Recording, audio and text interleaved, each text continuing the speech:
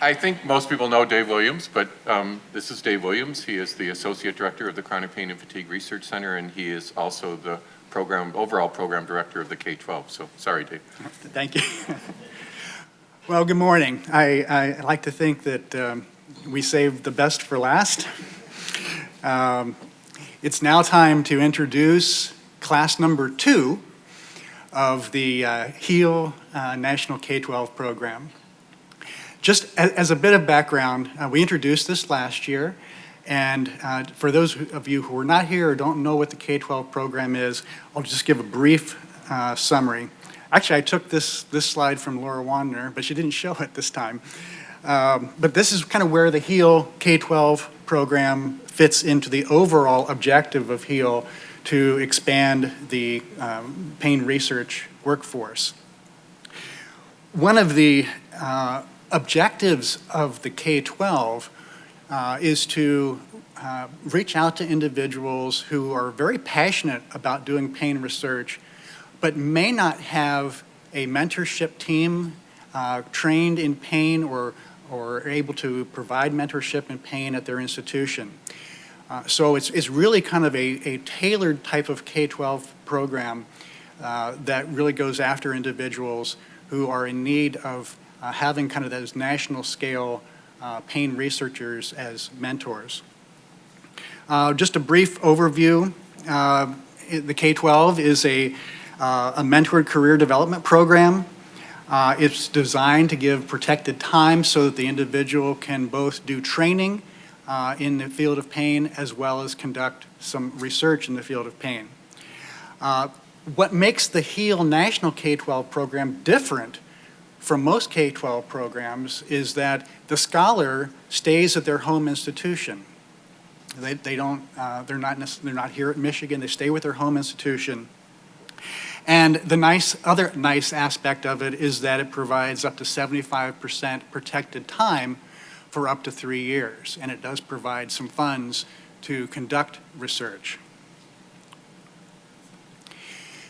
The K12 program surrounds the scholar with at least 3 types of mentors. The home mentor, and we actually have several home mentors joining us today. We have Dr. Carol Tucker has joined us, as well as Dr. Ryan Bradley. And it's wonderful that you've traveled to attend today's course. There is a national pain expert that serves as mentors, and we have a number of those folks in the room. Andrea Chadwick, Trent Hall, we have Judy Pace. We have a number of folks who are serving in that capacity that come to our program as well. And then lastly, we have the persons with lived experience. And the idea that clinical training as well as clinical research in pain needs to value the perspective of the patient. And we have 2 of our persons with lived experience joining us. They've sat through this entire meeting, which is wonderful. We have Laura Van Antwerp and Linda Williams have joined us, and so we thank you for your service to the K12 and for joining us at this meeting.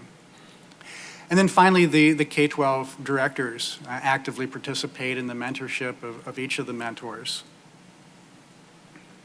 The training program that the K12 mentees experience does have a number of didactic training experiences.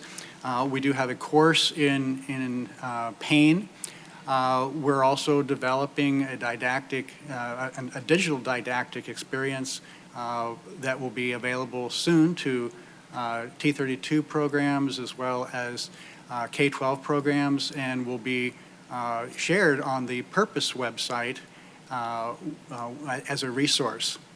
All of our attendees are encouraged to attend Purpose, and again, Purpose is a wonderful meeting. They have an annual meeting really focused on career development and skills of your career. For example, how to write an Ames page, or how to how to interpret study sections, or practical things like how to move your lab from one institution to another institution, or how to set up budgets for those. We're joined by Jacob Coverstone, who is the PI of Purpose. And again, Jacob, if you're sitting right there, but if you have questions about Purpose, I encourage you to talk with Jacob. And then we also encourage our scholars to attend this course and be able to interact with all of you. Last year we had our first class. We are joined. Bridget is part of our first class, and we're glad that she's here. Next year at this course, these three scholars will be just starting their third year, and you'll be hearing from each of them in terms of their experience, what they've learned, and how their projects are proceeding. So at this point, I would like to introduce our new class, and we'll start with Abigail Helm. So Abby, if you can come up and tell us a little bit about yourself and how the HEAL K12 is fitting into your career.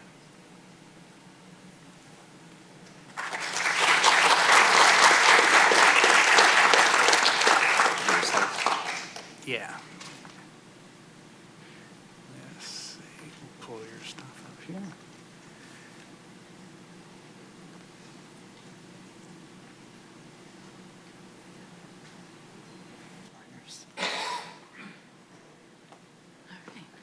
Thanks, Dave. All right, can everyone hear me all right? Excellent. Thank you in the back. All right, so as Dave mentioned, I'm new to the cohort, new to the Michigan family, but I feel very welcome already, so thank you guys so much for a wonderful couple of days. It's been terrific.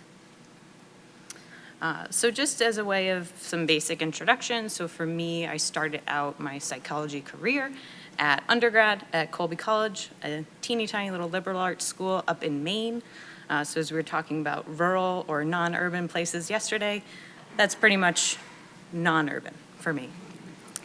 So for us, we did have a small psychology research program there, and I was able to delve into some work with children, so elementary school as well as high school students, older adults, and some undergrads looking at cognition, memory, executive function, and things like that.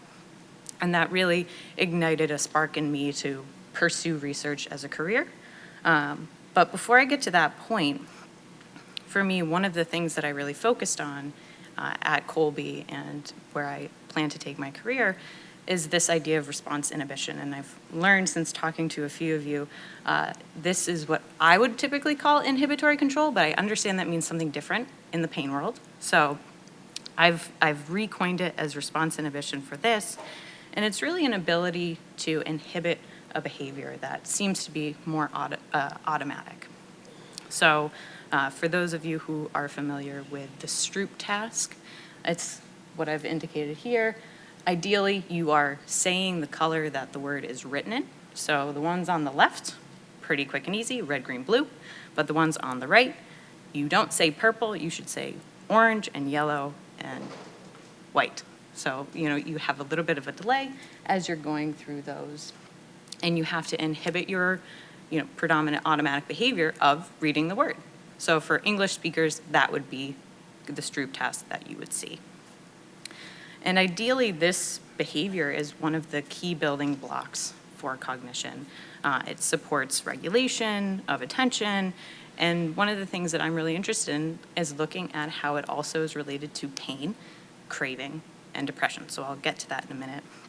And I guess more of a real world kind of application if you're thinking about, what do you mean, Abby? What does this mean for me in my day-to-day life?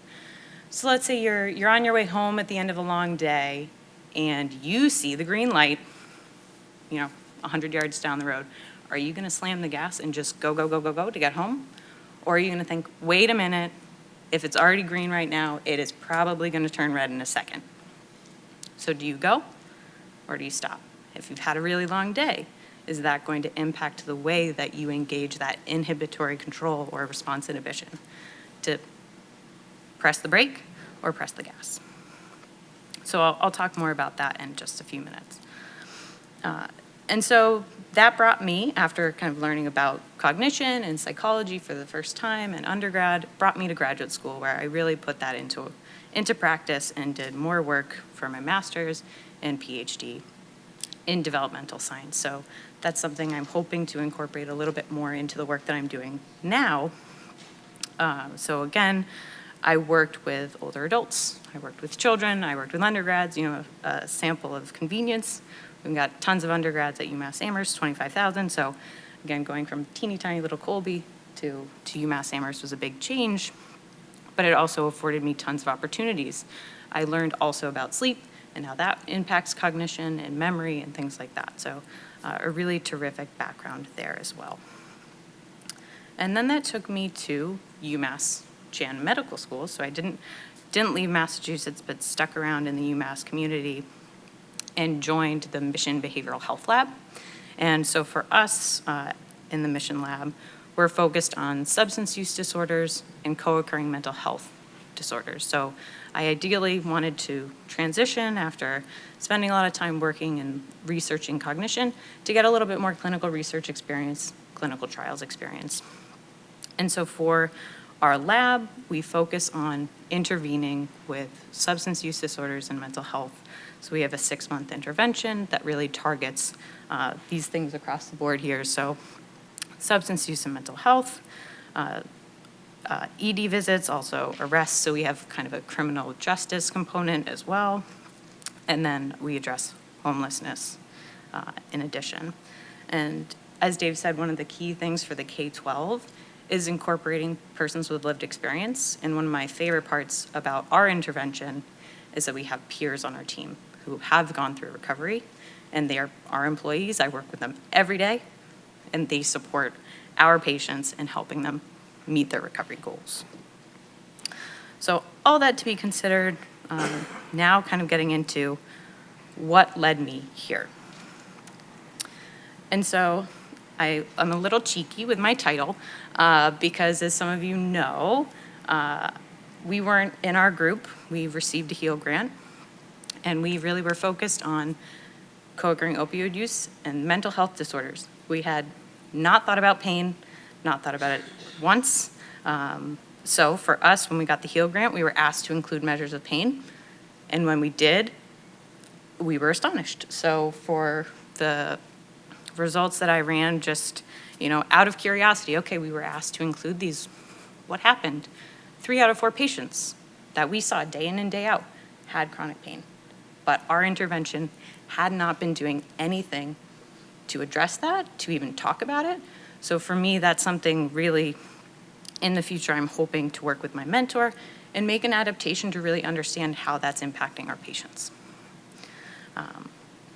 And so that led me to start to look at other opportunities in chronic pain and led me to the K12, but really kind of taking a step back to what I told you before about the stoplight, thinking about response inhibition and how we kind of control that behavior. So for individuals with chronic pain, they also show difficulty with the response inhibition, with that behavior and ability to reduce those responses. And some ways that I've been thinking about it is it's kind of how they distract themselves from their pain symptoms, and that might indeed lead to misuse or non-prescription opioid use. And then thinking about that one step further, those who have opioid use disorder also are showing poor response inhibition as an ability, leading again to a higher risk of relapse or overdose, even fatal overdose. And then putting that together with mental health. So again, our lab focuses on substance use and mental health. So to put that together with the highest rate, our highest rate of mental health, co-occurring mental health, is depression. So with our participants, 55% are reporting depression as well. So putting that together in a really frustrating package for someone with OUD, with chronic pain, with depression, how is that impacting their daily life, and what can we kind of do to investigate that? So again, poor response inhibition, it's interfering with their ability to really address their depressive symptoms, focus on their depressive symptoms. And as you're trying to inhibit that, are you also increasing your opioid craving as well? And then putting it all together leads me to kind of my underlying question for my K-12 is, all right, now we have these people who have OUD, they've got depression, and they've got chronic pain. Let's look at just simply their response inhibition and how is it impacting all of those things, all of those symptoms. And so just quickly running through my aims again, like I just said, looking at individuals who have the co-occurring opioid use and depression. So from here on out, it'll be COD, just simplified. And looking at individuals with chronic pain and without, just to kind of determine, is there something that we are seeing that is different? And then looking, as I said, within pain, within depression, but then also within craving. Is that impacting their ability to deal with those symptoms as well? And finally, this will get a little bit messy, but also looking at mediators and moderators to understand all of this in the relationship and the impacts here. And lastly, just from all of you over the past couple of days, it's been something I've added a little bit to this slide here at the end, is really kind of understanding where can I take things in the future. So I've heard a lot about specific pain conditions and looking into, do I take it beyond chronic pain? Do I look at fibromyalgia? Where do I go? Is it high versus low impact? Trauma, I know we've talked a lot about. So do I go in that direction as well and kind of keep digging and keep building this career? So I think for me, I know there are more areas I can go than this, but I think this is kind of a next few years for me of where I'm hoping to go. And I guess the one last piece that I'll point out, so in the HEAL study that we have, those individuals are also on medication for opioid use disorder. So for me, some of the feedback I've gotten is, well, do you think they're also using that medication to address their pain? So maybe they're treating it in a different way. They might be splitting their doses of methadone, or they might be also, we are a harm reduction based study, so they might not be reducing their use outside while they're all on their medication as well. So I can stop there, and questions or no?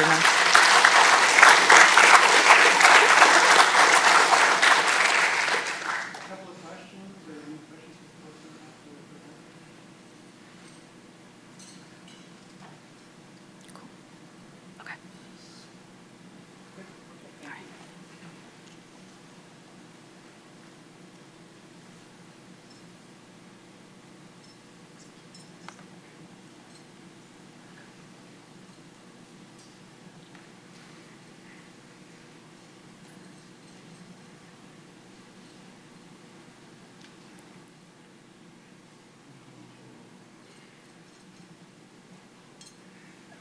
All right, the next speaker is Ryan Pontiff. I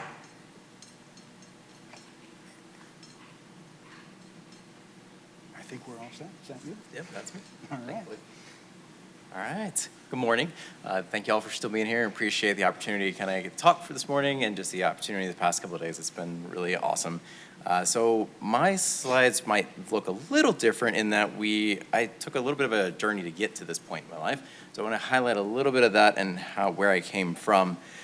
So as I said, my name is Ryan Pontiff. I am assistant professor at the University of Texas Medical Branch at Galveston in Galveston. So if you don't know where Galveston, Texas is, if you know where Hurricane Beryl just hit, it's that. So you can picture that specifically. And so it was a nice reprieve to be here as opposed to home where power has been out for a little while. But that's okay.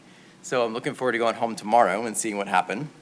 But my undergraduate training was at Louisiana State University, so I was basically bounced from LSU over to Houston, Texas, where I did my Doctor of Physical Therapy degree at Texas Women's University, and then eventually went back there again to get my PhD at that time at that university as well. So a little bit of background, just kind of my training by trade. I am a physical therapist, so I obtained that degree first and then practiced for a little bit and went back to do my fellowship in manual physical therapy. So have a lot of training when it comes to hands-on approaches regarding different rehab techniques.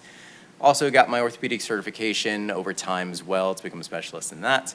And then kind of decided to change life a little bit and decided to go back to do the PhD, which I vowed I would never do, but decided to do it, and it has been a really great opportunity of learning, I will say. Clinic life, was a clinician for about 7 years before transitioning into academia and focused mostly on orthopedic conditions and orthopedic challenges. A lot of workers' comp over the 7-year period, so I worked predominantly for acute type injuries for the most part. Literally somebody would go into work at 8 a.m., injure themselves, and I would be treating them by 12. So it was a pretty quick turnaround. Did that for 7 years, had a great time doing that, and found that my hands-on experiences really helped in that situation.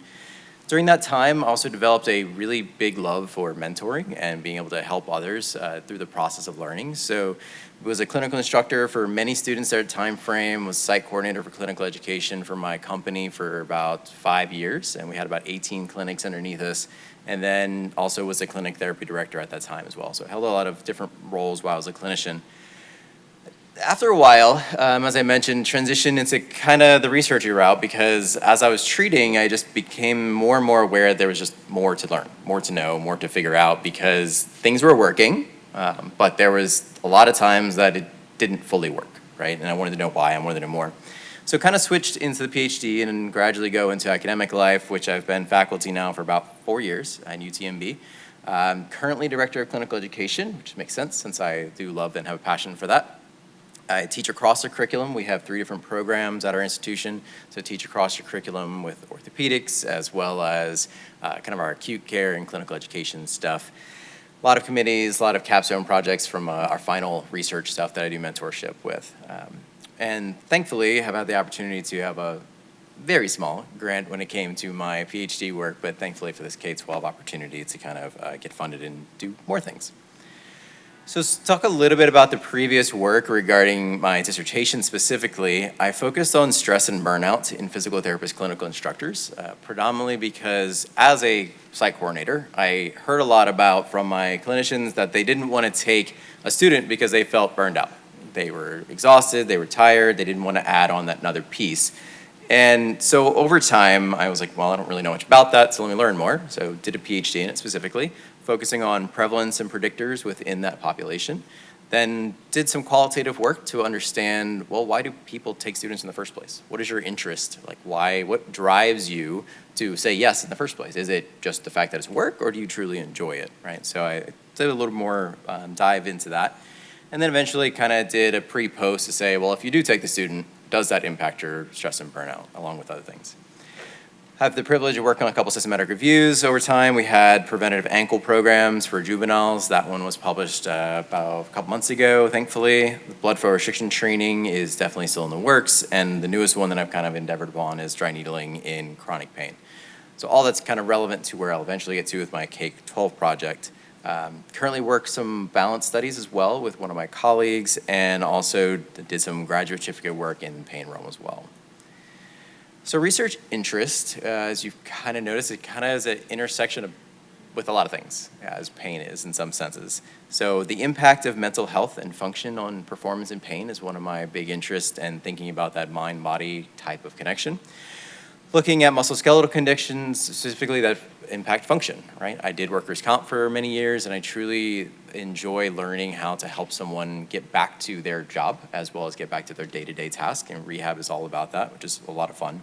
Enjoy chronic pain. I think it's a huge piece that even in the acute treatment style that we often do in rehab, we don't always explore that when we should. Social determinant health is something that I also really enjoy. I haven't had the ability to get much from like a research out of it, but we do a lot of capstone projects at my university with that. We have a on-site pro bono clinic that we do a lot of SCOH work with, and it's very interesting, very exciting, which kind of leads a little bit to some of my qualitative and quantitative interests over time and thinking more about, from a quantitative standpoint, I want to learn more about imaging specifically as well as QST, so how to do some of these things that we were talking about as far as brain scans and EEG studies, so those will be some of my interests over time, as well as developing more of that qualitative piece. Like we just heard about it, hearing the patient's perspective is incredibly valuable when it comes to pain, and not just, okay, you've got this number, but what does that number mean, right? Like getting that patient's piece of it. So why do I want to do this in the first place, and what is my why? Over time, like I said, I developed something. I noticed that there's something else. There's something missing. I got really good with the hands-on approach, got really good at the bio approach, but there was always that other piece that was missing, and I need to learn more about that. So that psychosocial was something that I need to develop more over time, and that's kind of been my journey to where I am here as far as developing, learning more and more about pain over time. So using my background as far as the physical rehab piece, I want to look a little bit more at dry needling, specifically with chronic pain. So if you've kind of heard of acupuncture, similar in the sense that it uses the same needles with different approach, but you have if you can picture that, it's kind of the idea a little bit. We know that pain inhibits muscle function. We also I've seen a lot of research recently about peripheral nerve stimulators and this Reactivate study that I saw a presentation on last year that talked more about how peripheral nerve stimulators are helping improve muscle function and reducing pain. So that, though, involves something being put into the body. So I'm curious if dry needling could be used to help facilitate a similar response in our world. So that's kind of where I'm going to take things. So my specific aims, a little bit with the K12 specifically, are to hopefully determine if there are differences in lumbar small muscle activation with chronic dry needling techniques. So one of the cruxes of dry needling, we know it works, we know it's helpful from a pain standpoint as well as muscle function, but that's a little bit where the research kind of dies. There's not a whole lot when it comes to understanding the parameters, understanding why and when, and that's kind of what I want to start digging into a little bit more.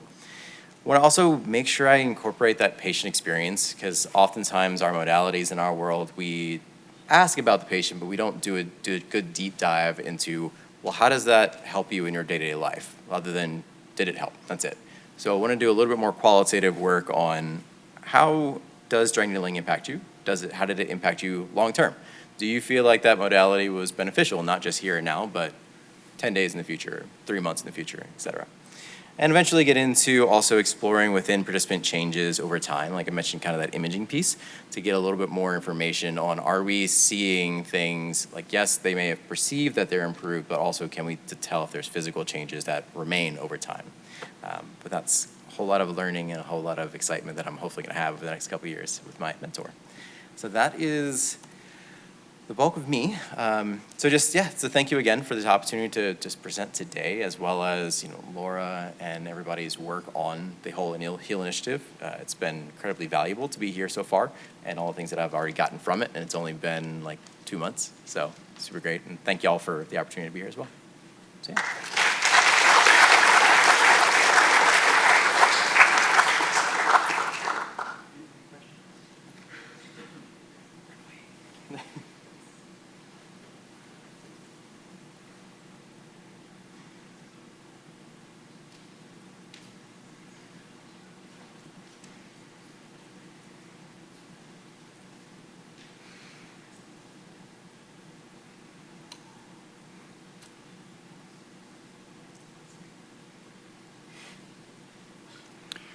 All right, so the third member of our new class is Mark Vorensky, and we're anxious to hear from him. All right. Thank you so much. Thank you to the directors. This has been a great weekend or week so far, thanks to the HEAL initiative. Again, my name is Mark Vorensky. I'm an assistant professor in the Department of Rehabilitation and Movement Sciences at Rutgers University.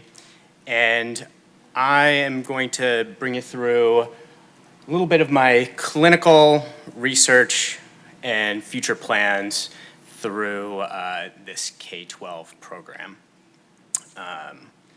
Apologies for the change in text going to the PC there. But we'll start with clinical. So by trade, I am a physical therapist. I've spent most of my clinical career at NYU Langone Health, working primarily with individuals experiencing chronic musculoskeletal pain. And within my clinical career, I've been particularly interested in employing biopsychosocial interventions, and I've been especially interested in this ring, the social ring of our biopsychosocial model. Specifically, how our relationships with patients can impact pain and functional measures.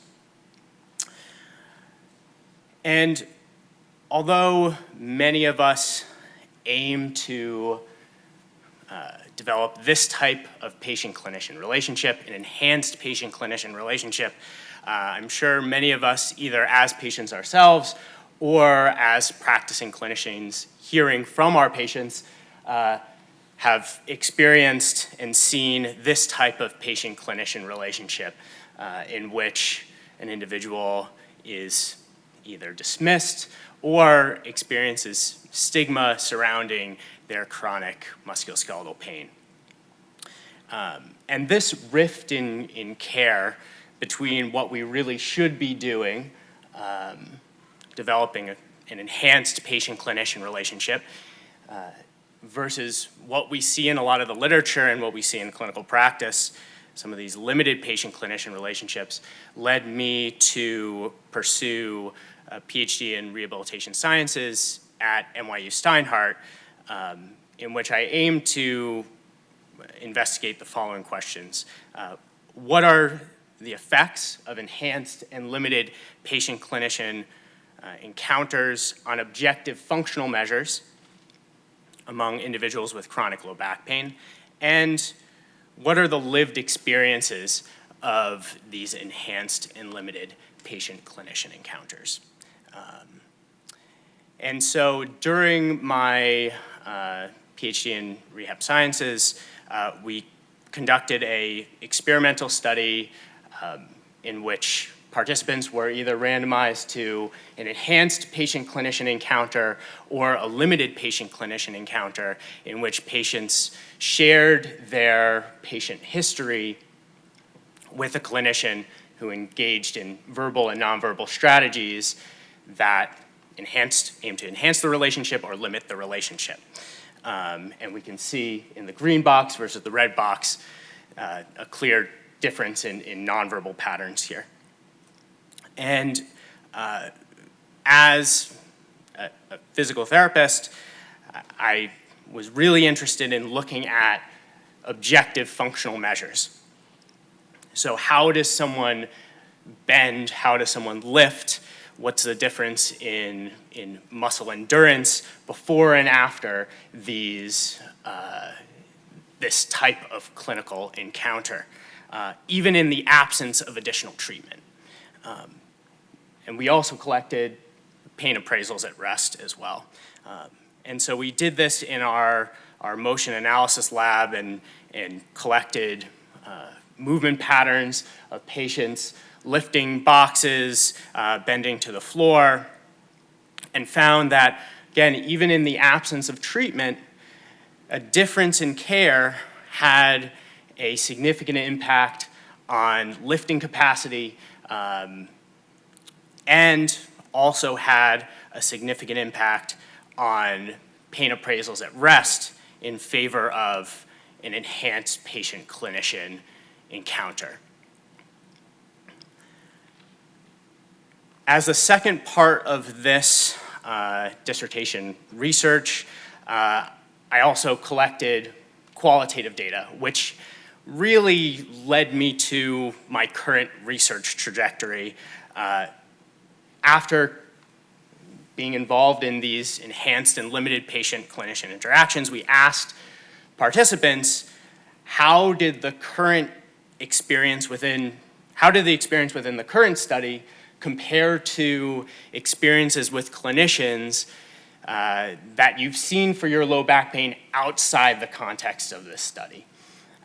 So they used the experimental component as a reference point for their past experiences. And a key follow-up question that we asked was, what do you feel are some of the reasons for these experiences? And participants shared that their patient-clinician relationships were largely influenced by the healthcare system, interpersonal communication with their clinician, and also by inequities based on intersectional identity. And this last core concept was particularly interesting because we didn't ask any questions specifically about inequities in care.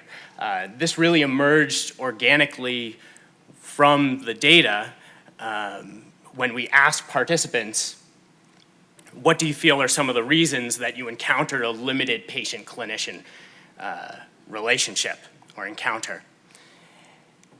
And this was particularly prevalent among Black women within the current study. And this is a chart that looks at our participants who identified as Black women, who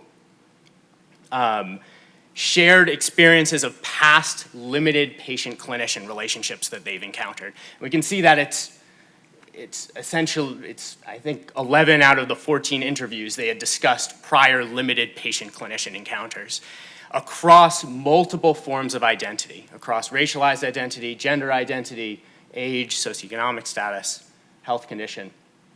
But the numbers, although they're alarming, were not as alarming as the narratives that were shared. And some of the descriptors that were provided, and I think some of the text is going to get cut off as it transitioned, were they had expressed being violated, traumatized, disgusted, neglected, depressed when describing their past experiences in care when encountering limited patient-clinician relationships. And so this project has led me to my current research trajectory in the HEAL K12 project, in which I'm hoping to characterize provider bias in physical therapy. And so I'm hoping to really hone in on this patient-clinician relationship and decision-making box within our socio-ecological model here. Especially because there's literature to suggest that there are inequities in the assessment and treatment of pain, particularly experienced by Black Americans and women in the US. But a lot of this, essentially none of this literature has looked at physical therapy specifically. And physical activity, physical therapy, is often a first line of treatment for chronic musculoskeletal pain. So through this K12 project, I'm hoping to better understand, are there manifestations of bias within physical therapy that emerge through differences in prescription of exercise, hands-on treatments? Are there differences in the way that we talk to patients, that we engage in patient communication? Hopefully using a mixed methods approach, employing both traditional case vignette type designs and also qualitative designs as well. So thank you, and I will open it up to any questions.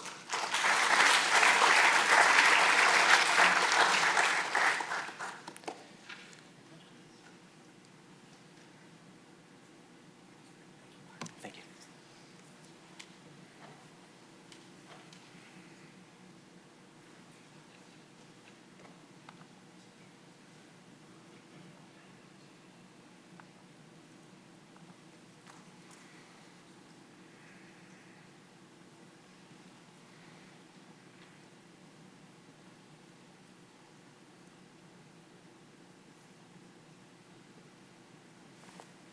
All right.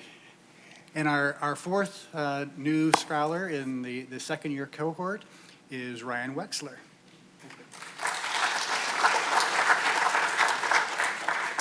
Hi, my name is Ryan. This is the title for my K12 project, a multi-component intervention for patients with lumbosacral radiculopathy. I'm a naturopathic doctor by training, and now an assistant research investigator at the National University of Natural Medicine, the Healthcott Research Institute. So our agenda for today, I want to spend a bit of time talking about my background and the preliminary work that led to the K12 project, and then actually kind of break down a little bit of the K12 project itself, although it's still under development, as you've kind of heard from K12 peers. And it's actually really been great to hear you guys present about your projects. I feel like I've learned a lot more about your work and kind of the relationship between us and our career trajectories thus far. So it's been really cool. I am a person with lived experience of pain, and so that's really a part of my background that has inspired the work that I do now. I had my first disc herniation at 16, my second one at 19 years old, and my third one at 22. And with those were a couple of back surgeries in there. So in the picture on the left, you can see I'm kind of standing down on a ledge and I'm getting a haircut. I hadn't been able to sit for more than a few minutes in multiple months. So my hair was getting really long. My mom and I found this barber that was willing to give me a haircut kind of outside on the street. So, talk about like lived experience situation for people in pain. This was the kind of modification that we needed. So I could do a basic thing like get a haircut. And then on the right, that's just a few days after my first surgery. I was able to sit down for more than a few minutes at a time, looking a lot happier in that picture. So my education training, I got my bachelor's from Illinois State University in multidisciplinary studies. I actually designed my own major. I combined kinesiology and dietetics so I could get both human movement and human nutrition with some hard science prereqs. Looks like what happened to Mark has happened to my slides here, so I apologize if things get a little mixed up. I then, in my last summer of my undergraduate program, did a biomechanics research internship at the University of Denver. There I focused on non-contact ACL injuries in female soccer athletes. We were developing preventative training programs for these individuals, and we were also doing some knee and shoulder kinematics and kinetics research on the same population. And then in my doctoral training, I primarily focused as a naturopathic physician. My interest was in physical medicine and pain management. And during that time, I was concurrently enrolled in a Master's of Science in Clinical Research. So I graduated with both of those degrees at the same time. And for my thesis project, I conducted a mindfulness-based intervention for patients with chronic pain, which I'll talk a little bit more about. My postdoc training was then at Cleveland Clinic and Oregon Health and Science University, where I got some exposure to multi-site clinical trials and physiologic markers of stress. Okay, so my research training. This is some of the biomechanics research I conducted at the University of Denver, which was my first exposure to research. I spent basically all of my time in undergrad thinking I was just going to go be a clinician, and then really got this opportunity to get engaged in the research process and kind of fell in love with science. So in the picture on the right there, you can see one of our participants is strapped up with some what's called IMUs, inertial measurement units, and this allows us to get some data so that we can recreate models of this individual's body in a three-dimensional space and essentially digitize their movement. So this is literally conducted in the field. This is a soccer field where this data is being collected. And then once we have built the kinematic model, we can convert that to a kinetic model where we're actually starting to understand some of the joint forces that are occurring and how these athletes are prone to injury. The reason we were studying female soccer athletes is because this demographic is extremely prone to non-contact ACL injuries. We think this occurs because as girls go through puberty and their hips widen, it increases what's called the Q angle, and so they have a lot of stress at the knee that makes them more prone to ACL injury through running and cutting movements. So that was my first exposure to science, and then at NUNM, the National University of Natural Medicine, I got to get involved in science really early. In my first couple of months, I got involved in a longitudinal cohort study and got to be a research assistant on that project, get my first publications. And that really confirmed for me that science was something that I wanted to pursue. So at the end of my first year of naturopathic medical school, I applied for a student grant, and I was able to run this clinical trial. So in this trial, I used a mindfulness-based intervention called mindfulness-oriented recovery enhancement for patients with chronic lumbosacral radiculopathy. MORE is similar to other mindfulness-based interventions. It has weekly synchronous sessions with a mindfulness instructor over the course of 8 weeks. And this program in particular has 3 primary practices: mindfulness, savoring, and reappraisal.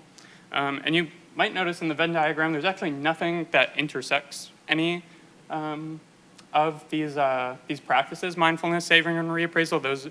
They're like open inner leafs. And so this is some of the qualitative work that I'm doing now to expand on mindfulness-oriented recovery and enhancement as a model for mindfulness training within the context of chronic pain patients, is understanding what's actually happening in those intersections. Because I really do think that this kind of 3-pronged Venn diagram is an appropriate model for MORE as a treatment for patients with chronic pain, but we need to tease this apart a little bit farther. So overall in this trial, we were able to recruit 71 patients in about a year from NUNM and the Oregon Health and Science University Spine Center and Comprehensive Pain Center. And we compared MORE to treatment as usual, so patients were still able to engage in physical therapy, chiropractic appointments, and continue taking pain medication. So these are the first 2 papers that have come out of this trial so far. So our first key takeaway: among patients with lumbar radiculopathy, MORE significantly reduced daily pain intensity but did not decrease disability. So this was really surprising to us, or at least to me as a baby pain scientist. I thought pain and disability would either move together or not at all. So it was really surprising when pain got better but disability didn't. Then I kind of had to scratch my head and think about why that might have happened. So the hypothesis is that because the sample was in pain for a very long time, these patients had pain on average for 13 years, that a 2-month intervention was meaningful for their relationship to their pain. So their pain intensity was decreasing over the course of the program. We were asking participants about their daily pain, over these 8 weeks. But they didn't actually see themselves as people that were more capable of engaging in physical activity. We were using the Oswestry Disability Index, which is kind of a proxy measure of activities of daily living. And so these participants didn't see themselves as people that were more capable of engaging in activities of daily living. They found that physical activity was not safe for them, and this didn't change while they were going through the program, even though their pain got better. The second key takeaway was that you shouldn't run a clinical trial while you're in medical school. That was just a very hard thing to do, and I don't recommend it to people. Okay. So in science, we're always thinking about what's the next project. So this was kind of the alley-oop for myself when I went to publish the results from this trial. This GIF is a scene from Semi-Pro with Will Ferrell, very funny movie, recommend it. So I wrote, future trials should attempt to replicate the observed effect of MORE on daily pain intensity and consider the use of multimodal interventions such as movement programs. So that's what I did. For the HEAL K12, I'm proposing this multi-component intervention for patients with lumbosacral radiculopathy, and I named this program that is still under development, Move More. So the MOVE actually is not an acronym, that's just in all caps because of this font, so it's Move More Mindfulness-Oriented Recovery Enhancement. Okay, so these things integrate in a pretty natural way.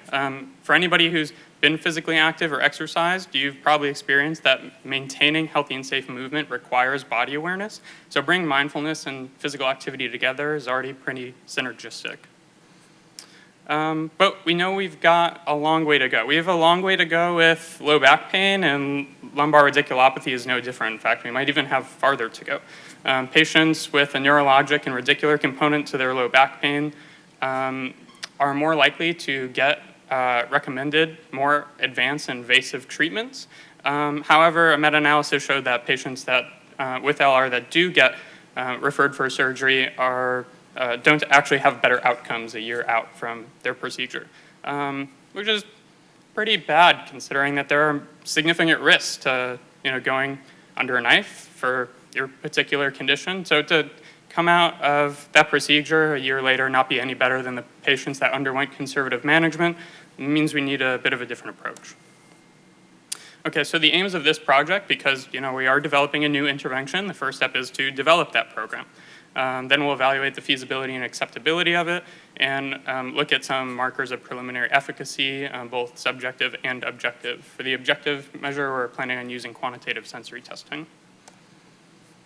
Here's a study timeline. So the K12 is 3 years long. So in the first year, we're going to do our qualitative data collection and intervention design.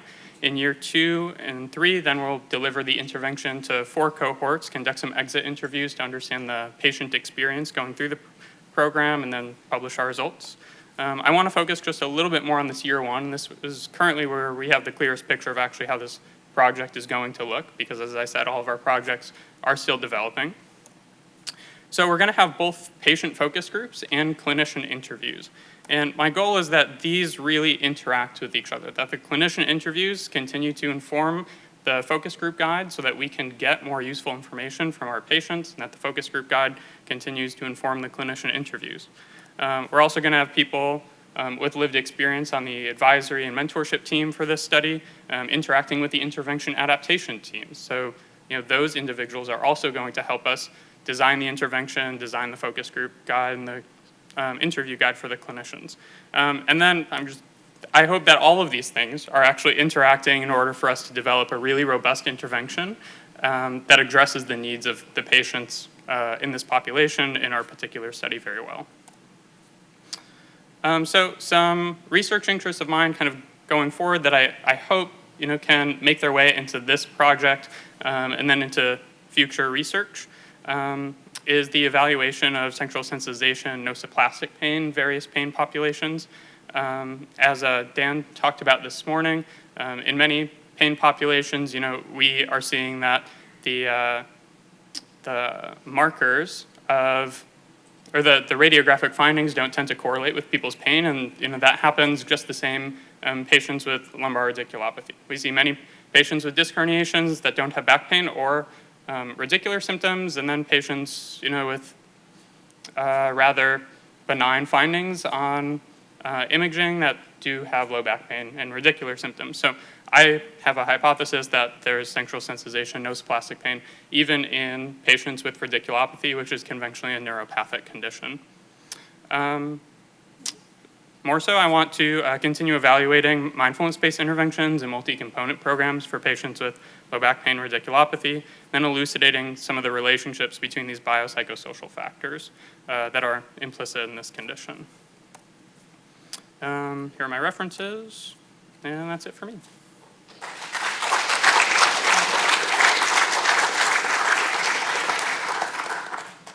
Any questions? Thank you.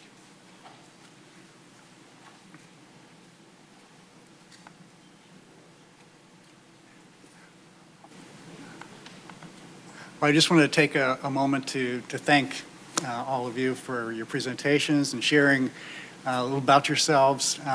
It's welcome. We're very glad that you're joining us, and it's going to be fun to kind of watch your development over the next 3 years. So everyone, welcome.